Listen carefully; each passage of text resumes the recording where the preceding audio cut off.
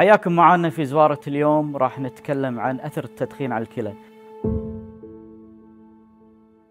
طبعا مما لا شك فيه أن التدخين له أثر سلبي على الصحة بشكل عام، وهذا مثبت في أغلب الدراسات سواء القديمة أو الحديثة.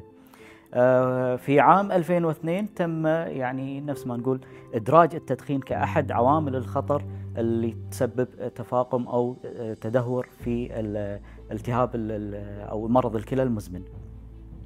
شلون ممكن أن التدخين يأثر على الكلى؟ عادة له تأثير مباشر وغير مباشر. التأثير المباشر هو عن طريق ترسب السموم والجزيئات اللي في الدخان على الكلى، واللي هو فلاتر الكلى، ممكن يؤثر مما يؤدي إلى اللي هو نفس ما نقول مرض الكلى المزمن. أيضا مادة النيكوتين تأثر على الشرايين الكلوية فتؤدي إلى التصلب والتليف في الكلى. التأثير الغير مباشر نفس ما احنا نعرف، ممكن التدخين يأثر على الشرايين بشكل عام، على القلب، فيؤدي إلى ضعف التروية للكلى، مما يؤدي إلى أيضا تليف في الكلى. المريض يسأل يقول لي إذا وقفت تدخين دكتور هل ممكن أن تتحسن حالتي؟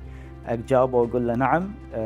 أثبتت الدراسات أيضا أن اللي يقلع عن التدخين مهما كانت مدة التدخين ممكن أن صحة الكلى عنده تتحسن بنسبة 50%، أو إذا نقولها بصورة أخرى أن التدهور الكلى عنده راح يصير أبطأ بنسبة 50%. فتغيير العادات شوي صعب، الإقلاع عن التدخين صعب، ولكن هذا يحتاج إرادة ويحتاج مسؤولية مشتركة بين الطبيب والمريض. ودمتم سالمين.